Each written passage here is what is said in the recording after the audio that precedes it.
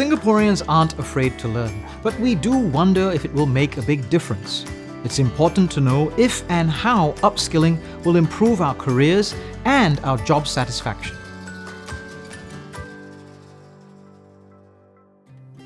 To understand what continuous learning looks like in practice, I'm with Isiu, who started out as a crew member at McDonald's 22 years ago. Today, she leads their learning and development team. You're a senior leader in the organization. How has upskilling helped you then advance your career and also then change your roles as you've gone along? I started doing part-time work in McDonald's and I did my internship with McDonald's. Along the way, I got promoted to a restaurant general manager. Then after that, I became a business consultant where I actually handled 5 restaurants before I started out leading learning and development about 5 years ago. What was the culture of learning like in supporting you to then take on these new skills? So we go through this curriculum by Hamburger University. So from a crew level all the way to a manager level, there are always structured curriculum on that. With this learning culture that we have in McDonald's, I've taken time out and invested in my own learning out of work. And my supervisor, Suki, actually respects that time and she does see that how it adds value also back to the learners in the class. So over the course of your professional development, you've learned new skills, and how has that process of learning new skills made you think about your career and your future? With new skills, that's where you get a chance and an opportunity to grow. I would say that my future is limitless because of the learning that I can pick up, and that's where I see that I can progress. We've seen how having a growth mindset and taking small steps can build confidence and open opportunities one never imagined. And I know the perfect person to talk to about this. Meet Tasneem, who graduated with a life science diploma, but has now joined the tech industry. So the transition from biotechnology to working at Oracle, it's quite a jump. How did that happen? During my course of study, I actually realized that the career opportunities after graduation wasn't something I was looking for. So in my final year, when there was an opportunity to take up an internship, I did kind of look away from the typical biocultural lab opportunities. I landed a role in R&D sensory intern. So across the 6 months, I facilitated the end-to-end workflow, which included data collection, data validation across various softwares and algorithms. Through this, I was actually fascinated by the stories that data can tell. So after I graduated from Republic Polytechnic, I came across Oracle's apprenticeship program. It was definitely a steep learning curve because cloud computing, database management, and even programming languages, which were all concepts that were introduced to me for the very first time. But I would say that Oracle did provide a really good learning environment. They were very mindful about the class dynamic and how each individual had their own learning style and learning pace. As an apprentice, then, did you have to develop some confidence that this was something you could do full-time? I did have a lot of self-doubt, but I have a really good support system, and the fact that I could learn from other team members as well. I would say at Oracle, learning never stopped. I never have to hesitate if I feel like I might want to explore something different, and my superiors always be supportive of my decisions. Many Singaporeans want to upgrade themselves but may not know how.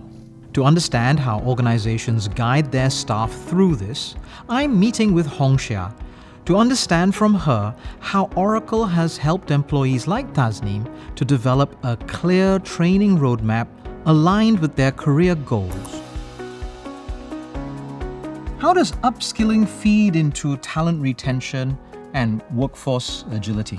We receive a good feedback on people wanting to stay in Oracle and the reason why. They saw the promising roles, they believe in the company's vision, they want to stay, and that's where they look at, okay, if I were to stay, what are the areas? So as part of their career development plan, the managers will engage in conversation, what's next for you? And if there's a gap before your next role, that's where training and upskilling is needed.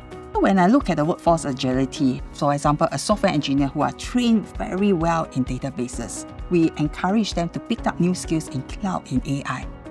So they have to be agile to address ever-changing technology climate out here and to serve our customer and partners better.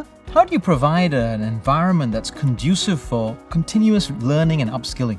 Oracle has a very structured learning pathway. So we call it the Oracle Universities, and within that is MyLearn. So every employees have a myLearn.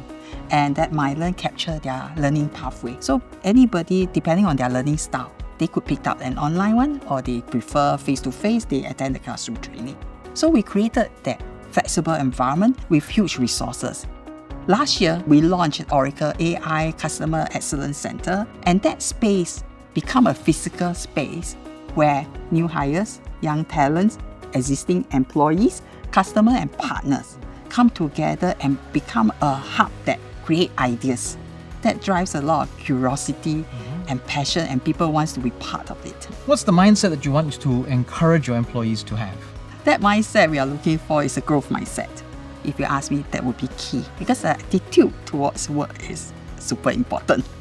Acquiring relevant skills in your chosen industry is important. But do these skills actually help you to land the job? To explore how organizations are shifting towards skills-based practices, I'm here with Fiona, who believes in building a skills-first culture. So, Fiona, when you're looking for a new employee, how do you decide on the balance between a skills-based approach and their experience? Well, I believe for every employer, they would like to hire the unicorn, which is someone with good experience and with good skills like resilience, growth mindset. But we had difficulty finding physios and therapists who are trained and experienced. So then we had to pivot to skills-based hiring. So based on that, we came up with a matrix of what kind of people we want to bring in with what kind of qualities that makes them trainable. Skills-based hiring will not work if you don't have a solid training program. What we learned as a lesson throughout this 5-year mark, we have retained currently now 47%. So from then on, we branch it out to all our staff, including the administrative and the management staff. How do you know that this person has the right mindset for growth? During interviews, we ask scenario-based questions. We have a matrix that has been refined over the years. We find that malleability is more important than passion. So malleability, we give like a higher weightage compared to passion. So all this comes in like a point system, which is aligned with the SSG skills framework. There was one that is for healthcare sector. The desired attributes are exactly what we require, which has analytical skills, resilience, and one on compassion. What would you say to an employer that's considering a skills-based approach? Honestly, skills-based hiring is a long journey. There's a lot of trial and error, and you really need to invest in the manpower in the long run if you were to finesse it and get it well run. Benefits will be better retention, and you have a larger pool of candidates to choose from. Careers don't stand still, and neither should our skills. Upskilling helps us remain adaptable, confident, and ready for what's next. But even when someone is ready to learn, they ask, where and how do I begin?